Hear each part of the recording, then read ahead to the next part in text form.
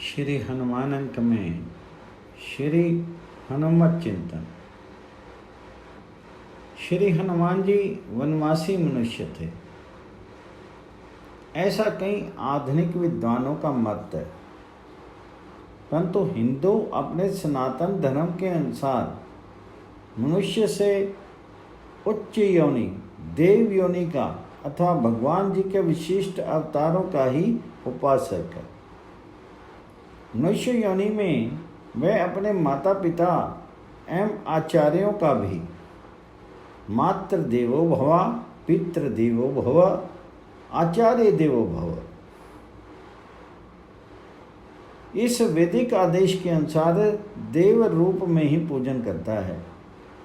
श्री हनुमान जी ने भी श्री रुद्रदेव या श्री वायुदेव के अवतार हैं, ऐसी वेद पुराण आदि शास्त्रों की मान्यता है।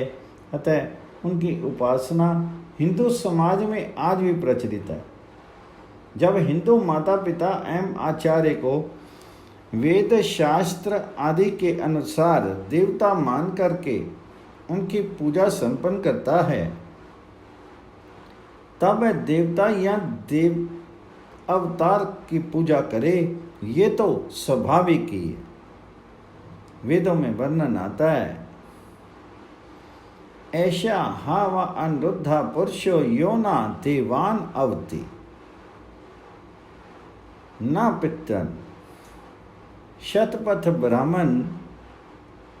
ऐतेरे ब्राह्मण, यहाँ देव पूजा संपन्न न करने वाले पुरुषों की निंदा की गई है, उसे अवास्तविक पुरुष माना गया है। न मडिता विद्ये अन्य अभ्यो देवेशु में अधिकामा अयन सत्य। यहाँ भी वेद ने देवताओं को सुखप्रद और कामना पूर्वक बताया है। देवान विशिष्टो अमृतान वंदते। यहाँ वेद ने देव पूजन में प्रख्यात ऋषि विशिष्ट का इतिहास निर्दिष्ट कर दिया है। इस प्रकार वेद एवं शास्त्रों में देव पूजा पग पग पर व्याप्त है। अब श्री हनुमान जी का देव अवतारत्व देखें। श्री शिव महापुराण की शतरुद्र संहिता के 20वें अध्याय के चतुर्थ, पंचम तथा षष्ठ पद्यों में हनुमान जी का अवतार राम कार्यार्थ बतलाया गया है। इसी अध्याय के 9वें श्लोक में शिव अवतारम च प्राप्त, हनुमान को शिव का अवतार, 12वें रुद्रांश 32वें महादेवात्मज में हनुमानिति नाम भाक शंभुर यज्ञ तथा सीताराम सुखप्रद कहा गया है। इसी स्थल पर श्री हनुमान जी को कपितनो तथा कपिशान श्लोक 8, कपीश्वर श्लोक 14, कपिकुंजर 16, कपिसत्तम 12, हनुमान वानेश्वर 17, कपिनायक 20, कपीश्वर 18 एवं पुनः कपिकुंजर भी कहा है। इसमें ये स्पष्ट होता है कि श्री हनुमान जी का अवतार मनुष्य योनि में न होकर के दिव्य वानर योनि में हुआ। इसे राम कार्य करा, राम में दूत अभिदा, राम स महावीरा, इन शब्दों से भी स्पष्ट किया गया है। इस बात को विशेष स्पष्ट करने के लिए वाल्मीकि रामायण में इन्हें वानर के प्राय सभी पर्यायवाचक शब्दों से भूषित किया गया है। यहाँ तो हम स्थाली पुलाक न्याय से उनका दिंग मात्र ही निरूपण करते हैं। अमर कोश के द्वितीय कांड के सिंह आदि वर्द के तृतीय पद्य में वानर के पर्याय बतलाए गए हैं।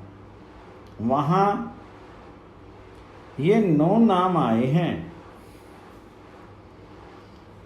10वां प्रसिद्ध नाम हरि भी है, जिसे उक्त कोश के तृतीय कांड नाना अर्थ वर्ग के 175वें श्लोक में निर्दिष्ट किया गया है। इन सभी नामों का प्रयोग रामायण में कहीं कहीं नहीं, सर्वत्र एक समय में नहीं, सभी समयों में और एक बार नहीं, बार बार मिलता है। इन सब बातों से स्पष्ट हो जाता है कि ये कोई वनवासी मनुष्य नहीं थे, बल्कि देव अवतार होने से दिव्य वानर योनि के हो गए थे। देवता होने से ये जनता के उपास्य हैं। आर्य समाज के प्रवर्तक स्वामी श्री दयानंद जी ने भी अपने संस्कृत वाक्य प्रबोध के ग्राम्य पशु प्रकरण में पृष्ठ 45 पर अयम महाहनुतवाद हनुमान वर्तते, ये बंदर बड़ी ठुड्डी वाला होने से हनुमान है, ऐसा संकेत किया है, जिनका वास्तविक इतिहास वाल्मीकि रामायण में आया है। इंद्र के वज्र के लगने से इनकी हनु ठुड्डी बड़ी हो जाने से हनुमान ये नाम हुआ। मतों पर प्रत्यय अतिशय अर्थ में भी प्रयुक्त होता है। यदि हनुमान उन्हें मनुष्य रूप में इष्ट होते तो स्वामी जी उन्हें किसी मनुष्य प्रकरण में रखते, ग्राम्य पशु प्रकरण में नहीं। शिव महापुराण में एक विचित्र ऐतिहासिक घटना का उल्लेख है, जो इस प्रकार है। एक बार प्रभु शंभु ने श्री विष्णु का मोहिनी रूप देखा। इससे उनका तेज गिरा। उसे ही उन्होंने राम कार्य के लिए प्रयुक्त किया। यहाँ ध्यान देने की बात यह कि वेद 2 भागों में विभक्त है, मंत्र भाग और ब्राह्मण भाग। ब्राह्मण भाग में अर्थवाद भी रहते हैं। अर्थवाद के भी गुणवाद, अनुवाद और भूतार्थवाद, ये 3 भेद हैं। ये कथा भी भूतार्थवाद है। अर्थवाद में शब्द का अर्थ मात्र न केवल उनका तात्पर्य ही देखना पड़ता है। इस प्रकार इस घटना का तात्पर्य ये है कि स्त्री शक्ति एक मोहिनी शक्ति है, जिससे यथासंभव बच करके रहना चाहिए। दूसरी ओर इसका यह भी तात्पर्य है कि महादेव पर भी विष्णु की मोहिनी शक्ति का प्रभाव पड़ा करता है। यहाँ महादेव जी को प्रभु शब्द से कहा गया है, इसलिए प्रभु स्वतंत्र इच्छामान होता है, वह जो चाहे सो करे। इसमें एक अच्छा उदाहरण भी दिया गया है। संस्कृत व्याकरण के परम आचार्य श्री पाणिनि के अनुसार, इस सूत्र के अनुसार गंगा और जमुना तो नदी नहीं रहती, किंतु स्थली जिनमें पानी की एक बूंद भी नहीं, वह नदी बन जाती है। इस बात को सर्वसाधारण नहीं जान सकते, किंतु नदी संज्ञा के मर्मज्ञ व्याकरण ही जान सकते हैं। इस प्रकार यहाँ भी वेदों तथा पुराणों के विद्वान ही इसका तात्पर्य समझ सकते हैं कि शिव एवं विष्णु मनुष्य नहीं थे, देवता एवं दिव्य थे। देवता का तेज भौतिक नहीं होता, दिव्य होता है, जिसको तेजस भी कहा जाता है। उसकी दिव्यता का वर्णन भी इसी महापुराण में इस प्रकार प्राप्त होता है कि उस तेज को वैज्ञानिक सप्तऋषियों ने गौतम पुत्री काम रूपिणी केसरी पत्नी अंजनी में कान द्वारा प्रवाहित किया। वही तेज गर्भाशय में हनुमान रूप में प्रकट हो गया। इस प्रकार भगवान शिव के महाशक्तिशाली होने के कारण उनमें उत्पन्न दिव्य वानर शरीर वाले हनुमान भी महाशक्तिमान हों, तो इसमें आश्चर्य ही क्या है। यही बात ऊपरी निर्दिष्ट श्लोकों में कही गई है। फिर वहाँ हनुमान ने दिव्य वानर शरीर से सूर्य के द्वारा सब विद्याओं का अध्ययन अनायास ही कर लिया। तदनंतर वे सूर्य की ही आज्ञा से उनके अंश सुग्रीव के पास रहने लगे। रामायण में श्री हनुमान जी की जो विद्वता बताई गई है वह मनुष्य होने से नहीं, दिव्य वानर होने के कारण ही है। यह आश्चर्य की बात भी नहीं है, क्योंकि देवता सर्वविद होते हैं। विद्वा सो ही देवा। जैसे कोई पुरुष नाटक में बंदर का पाठ अदा करे तो उसमें वह पुरुष तत्व, वह बल और वह विद्या हट नहीं जाती। इसी प्रकार देव अवतारों में भी अभिनय की बात समझनी चाहिए। इसी दिव्यतावश शिव के अवतार अभौतिक हनुमान की उपासना का भी विधान है। उस देव उपासना रूप यज्ञ से बल और बुद्धि आदि का प्राप्त होना शास्त्रों में वर्णित है। इसलिए सनातन धर्मी हिंदू जाति में देव पूजा पर अटूट विश्वास है और उसका फल भी प्राप्त हुआ करता है। श्री हनुमान को पवन सुत भी कहा जाता है। उसका कारण यह है कि महादेव की 8 मूर्तियां हैं कि शिव महापुराण में कहा गया है, पृथ्वी, जल, तेज, वायु, आकाश, सूर्य, चंद्रमा, यजमान, ये 8 रूप भी शिव के ही प्रत्यक्ष रूप हैं। ऐसा वर्णन पुराणों में तथा महाकवि श्री कालिदास के अभिज्ञान शकुंतलम की प्रारंभिक नांदी में भी आया है। अतः पवन भी महादेव का दूसरा शीर होने से उससे उत्पन्न मारुति और शिव सुत, ये बात एक ही हो जाती है। इसलिए वेदों में रुद्रस्य ये मीलहोष्य संति पुत्रा इत्यादि मंत्रों में मरुतों को, क्योंकि उन उक्त मंत्र के देवता मरुत हैं, रुद्र का पुत्र बताया गया है। इसी प्रकार वैद्या ही रुद्रियानम शुष्यम मुग्रम मरुताम, यहाँ रुद्र के पुत्रों मरुतों की उग्र शक्ति बताई गई है। अतः रामायण के अनुसार मारुति हनुमान में भी वही उग्र शक्ति कही गई है। ये वैदिक बात सिद्ध होने से पवन सुत हनुमान रुद्र की भूति सिद्ध हो गए। वायुपुत्र होने से उनमें वायु वाला बल भी सिद्ध हुआ तथा वे वैदिक देवता भी सिद्ध हो गए। केवल पौराणिक ही नहीं, ऐसे महावीर श्री हनुमान ने श्री राम का कार्य पूर्ण करने के लिए वाटिका को नष्ट करके राक्षसों को मारा, उसी महापुराण का वचन है। यहाँ हनुमान जी को राक्षसों का हंता बताया गया है। पर कालांतर से श्री शिव ने ही ये राम कार्य किया।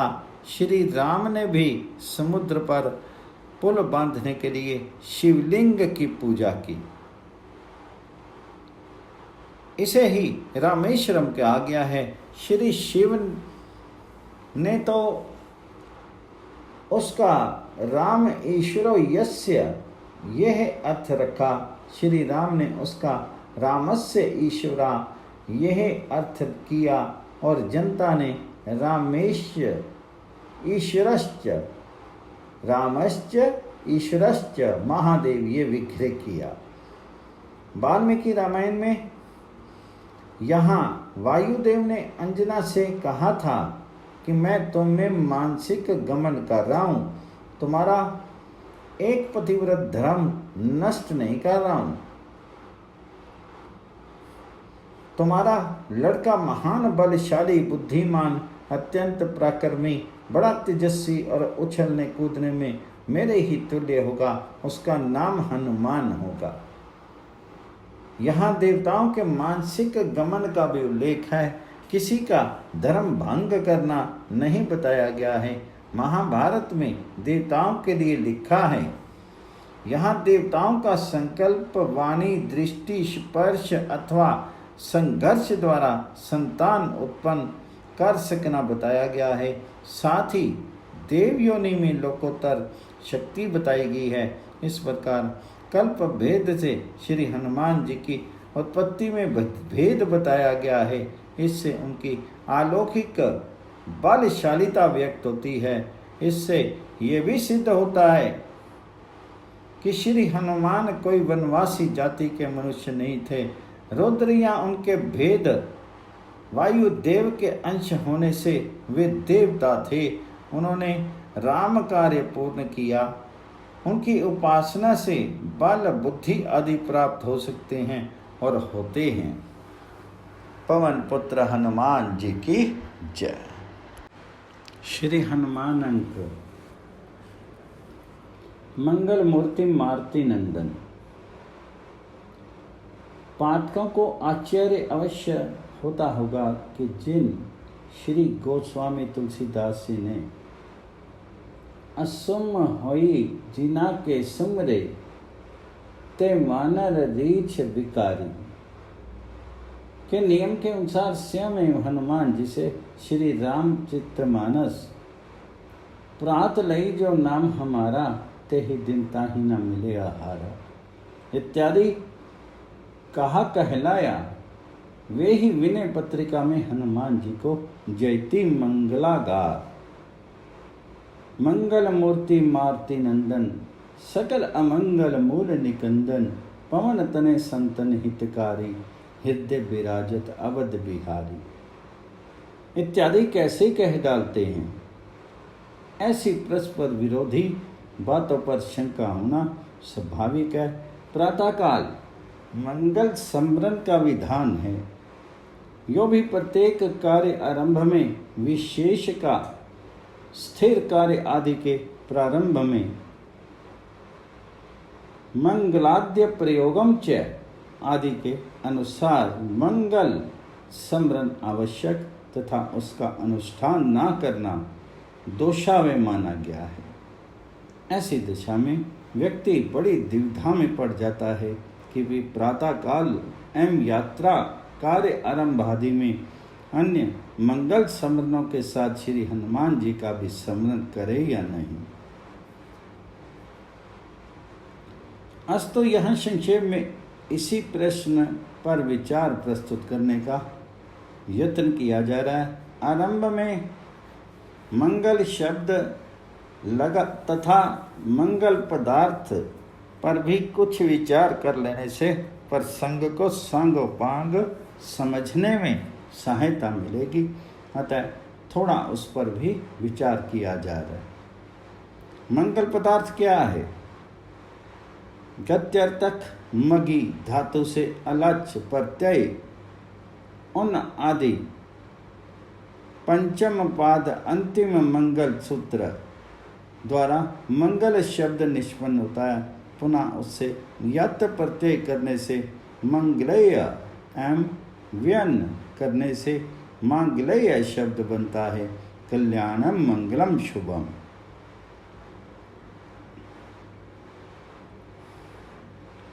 मेदनी करके इस वचन तथा दधि दूरवा रोचन फल फूला नव तुलसी दल मंगल मूला औषध मूल फूल फल पाना कहे नाम गणी मंगल नाना इत्यादि के अनुसार दधि दूरवा अक्षत हरिद्रा रौली चंदन तांबूल सुपारी बिल्व रोचना ब्राह्मण राजा वैश्य सजल कलश दीप आम्र पल्लव कदरी पत्र दीपक शंख दर्पण मंगलवाद्य पुष्प कन्या एवं पतिव्रता तथा सौभाग्यनी स्त्री गौ मागध बंदी ध्वजा पताका आदि मंगल पदार्थ हैं। रघुनंदन भट्ट के एकादशी तत्व में तो कुशल आचारता को ही मांगल्य कहा गया है, किंतु रत्नमाला आदि में हंस, शिखी, शुक, पिक, चाश आदि पक्षियों को अश्व, गज आदि के घोष को भी मंगल में बतलाया गया है। ब्रह्म वैवर्त पुराण गणपति खंड के 16वें अध्याय और उसी के श्री कृष्ण जन्म खंड उत्तरार्ध के 17वें अध्याय में मानस बालकांड 299 से 305 दोहे तक नकुल, मृगमाला, श्वेत चामर, अश्वत्थ, शीतल मंद सुगंध वायु, मीन, शिघाल आदि मंगल में प्राणी पदार्थों की एक बड़ी ही लंबी तालिका प्राप्त होती है। सर्वोत्कृष्ट मंगल सार सरसता।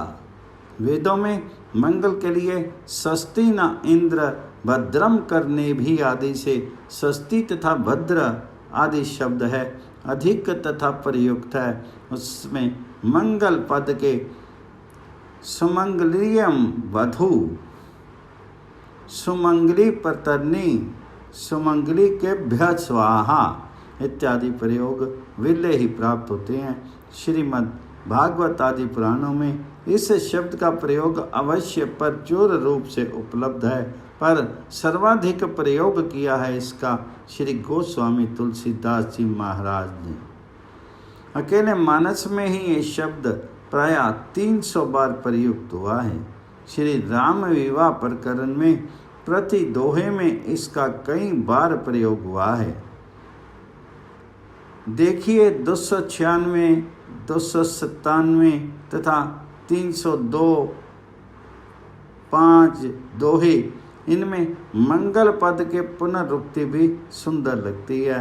विशेष दस्तव्य श्री बद्री दास जी निर्मित कोश में मंगल, सुमंगल आदि शब्द वास्तव इन तथा अन्य सभी दृष्टियों से स्वयं भगवान ही सभी मंगलों के मंगल, मूर्तिमान मंगल या मंगल मूल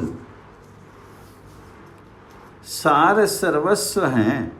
यहाँ तक कि उनकी स्मृति भी सर्वार्थ साधिका कही गई है।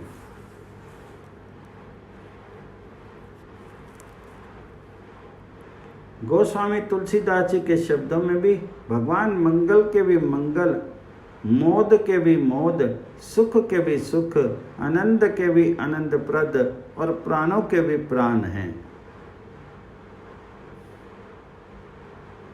प्राण प्राण के जीव के जिस सुख के सुख राम, तुम तजी तात सुहात गृहे, जिन्हीं तिन्हीं विधि बाम।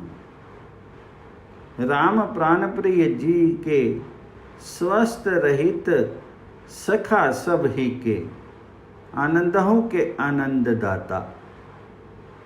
इस प्रकार गोस्वामी जी तथा श्रीमद् भक्ताकार के अनुसार श्री भगवान नाम चरित्र चरण तथा उनके चरण आदि संस्पृष्ट संपृक्त स्थल प्राणी पदार्थ आदि भी तदतः ही महामंगल में हैं।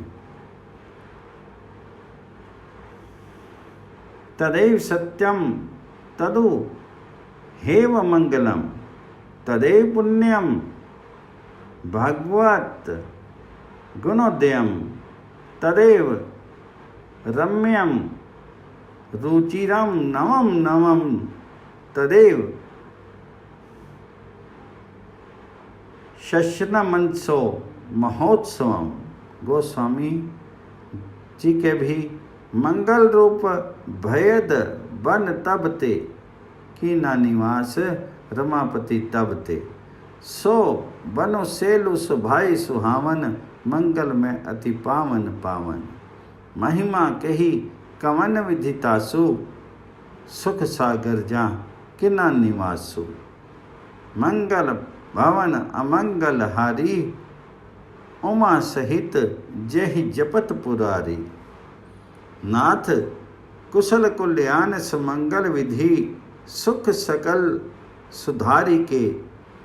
देत लेत जे नाम राबरो, विनय करत मुखधारी की, इत्यादि कथनों का यही तात्पर्य है श्री हनुमान जी के विषय में शंका का कारण। श्री गोस्वामी तुलसीदास जी कुछ भी निराधार लिखने वाले न थे। वे जो कुछ लिखते नाना पुराण श्रुति स्मृति सम्मत ही लिखते थे। विशेष करके रामचरितों के ज्ञान में तो वे अत्यंत ही निष्णात थे। श्री वाल्मीकि रामायण में भगवती श्री सीता द्वारा ही वानर को अशुभ कहा गया है। इन वचनों से सिद्ध होता है कि वानर का प्रत्यक्ष या स्वप्न आदि में भी दर्शन अभ्युदयकारी या मांगलिक नहीं माना जाता। अतः श्री गोस्वामी जी का श्री हनुमान जी द्वारा ही प्रातःलय जो नाम हमारा आदि कथन निराधार नहीं है, तथापि उनका मंगल मूर्ति मारुत नंदन कथन भी निर्मूल या असत्य नहीं है। विचार करने पर हनुमान जी की मंगल सारता में निम्नलिखित हेतु प्रमुख देखते हैं। श्री हनुमान जी की मंगलमयता। हनुमान जी साक्षात शिव अवतार हैं। भगवान शिव परम मंगल में हैं ही। शिव शब्द का अर्थ ही परम मंगल है। 10 इस प्रकार साक्षात देवता रूप तथा महादेव अवतार होने से श्री हनुमान जी मंगल मूर्ति हैं ही। स्वयं श्री गोस्वामी तुलसीदास जी ने भी इस शंका का खुलासा रहस्य भेदन विनय पत्रिका के 27वें आदि पदों में कर दिया है। यथा जयति मंगलागार संसार भार अपहर वानराकार विघ्रे पुरारी इत्यादि। अर्थात जैसे शिवजी अमंगल वेश में भी अमंगलहारी एवं समस्त मंगलकारी हैं, अशिव वेश शिव धाम कृपाला, साजु अमंगल मंगल राशि इत्यादि, वैसे ही श्री हनुमान जी सामान्य वानर वेश में भी मंगलाकार हैं। आप आश्रितों के काम क्रोध लोभ अज्ञान आश्रित जन्म मरण रूपी संसार सागर को दूर करके परम प्रभु के चरणों में पहुंचाकर परम श्रेय महामंगल प्रस्तुत कर देते हैं। इससे बढ़कर के मंगल और क्या होगा। ये समस्त मंगलों का भी मंगल एवं समस्त श्रेष्ठ फलों का ही तो फल है। अतः निस्संदेह श्री हनुमान जी मंगल मूर्ति हैं और इसलिए इन्हें मंगल मूर्ति मारुतनंदन कहना पूर्ण रूप से सही है। श्री त्र्यंबकराय मखी ने वाल्मीकि रामायण के सुंदरकांड की टीका में इसके अतिरिक्त दूसरे तीसरे कारणों का भी न्यास किया है। उसके अनुसार हनुमान जी की सुंदरता और मंगलमयता के ही आधार पर सुंदरकांड की भी सुंदरता एवं मंगलमयता मानी गई है। श्री हनुमान जी सभी प्रकार से सुंदर कल्याण रूप एवं मंगल रूप हैं, इसलिए सुंदरकांड के पाठ से कल्याण होता है। सुंदर एक अर्थ हनुमान भी है। इधर श्री राम प्राण होने से तो श्री हनुमान जी शुभ राम में मंगल में सिद्ध होते ही हैं। सुंदरकांड वाल्मीकि रामायण का प्राण है, किंतु इसमें श्री हनुमान जी ही सर्वस्व हैं। यदि वे मंगल रूप न होते तो सुंदरकांड के पाठ से पूर्ण मंगल कैसे होता। सीता का पता लगाना, उन्हें श्री राम से मिलाना, धर्म की स्थापना करना, धर्म उन्मूलक रावण आदि राक्षसों का उन्मूलन, विभीषण सुग्रीव आदि को राज्य दान, ये सभी कार्य परम मंगल में ही हैं। यह जीवन ब्रह्मचर्य धारण, ज्ञान अर्जन, राम भक्तों का श्रेय विस्तार, यही इनका मूर्त रूप है। इस प्रकार कार्य शुद्ध, ज्ञान शुद्धि, भाव शुद्धि, व्यवहार शुद्धि एवं आत्म शुद्धि आदि के शुद्ध विग्रह श्री हनुमान जी विशुद्ध मंगल विग्रह मंगल मूर्ति भी हैं। इसमें लेश मात्र भी संदेह नहीं है। और प्रातलय आदि कथन में इनकी नम्रता और निरहंकारता भी एक हेतु है। निष्कर्ष एवं उपसंहार। निष्कर्ता यात्रारंभ, कार्य आरंभ, प्रातः अमंगल आदि रूप में सर्वत्र श्री हनुमत स्मरण परम मंगल में ही है। ये बात श्री गोस्वामी जी निम्नलिखित पदों में और भी स्पष्ट हो जाती है। सकल काज शुभ समूहल, सगुन सुमंगल जानो, कीर्ति विजय विभूति भली, हिय हनुमान आदि आनो। सुमेश सुमरत संकट सोच विमोचन, मूरत मोद निधान की। तुलसी कपि की कृपा बिलोकनी, खानी सकल कल्याण की। पवन तनय संकट हरन, मंगल मूर्ति रूप। मंजुल मंगल मोद में, मूर्ति मारुत पूत। सकल सिद्धि कर कमल तल, सुमरत रघुवर दूत। सदा अभय जय मुद मंगलम में, जो सेवक रम रोर को। भगत काम तरु नाम राम, परिपूर्ण चंद चकोर को। तुलसी फल चारो करतल जस, गावत गई बहोर को। मंगल मूर्ति मारुति ही, सादर लीना बुलाई। तुलसी तुलसी राम सिय, सुमरी लखनु अनुमान।